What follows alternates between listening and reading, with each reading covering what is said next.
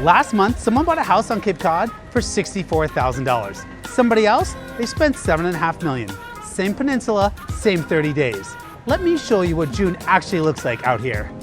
419 homes sold across the entire Cape last month. That's close to $500 million of real estate exchanging hands in 1 month's time. And it's up 25% from this time last year.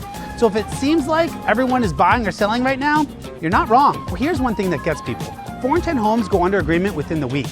One house in Provincetown last month went under agreement the same day it came on, and it sold for $150,000 over asking.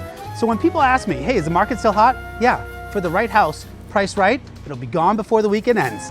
A quarter of every home that sold last month went above asking. So if you're a buyer thinking you're gonna swoop in with some lowball offer on the homes that people actually want, it ain't that market. Homes sold for about 99 cents to the dollar on average last month. Now here's where it gets really interesting because everybody wants to know about pricing. The median price, the typical house, barely moved. It's up 1% from last year at $735,000. So there's 2 ways to read that. One camp says, hey, flat prices and tons of activity, the market's calming down, which is great news if you're a buyer who's been priced out. The other camp says, don't get comfortable. New listings dropped 6%. Less inventory means prices could climb again. Okay, so where I land, look past the median and look at the price per square foot. So that's up almost 7%. Translation, homes are worth more than they were last year. The typical price point didn't move much because of what sold, which brings me to the number that fools almost everybody.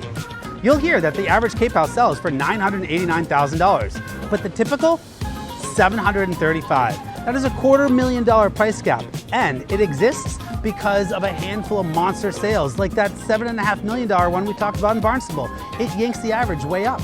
That mansion, by the way, it sat on the market for 216 days. The luxury stuff, while it drags the average price up, it also sits the longest. Your typical house in your neighborhood, it's selling in 2 weeks or less when it's priced right.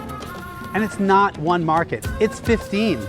Yarmouth Homes sold flat in 9 days. Chatham's typical home crossed the $1.3 million mark. Dennis sold more homes than almost anywhere else and stayed the most affordable in the bunch. So if you're curious what your specific town did last month, comment recap and I'll give you the full breakdown, no strings attached. I'm Bobby Bantic from Bantic Properties, powered by Keller Williams Realty. Reach out to me when you're ready.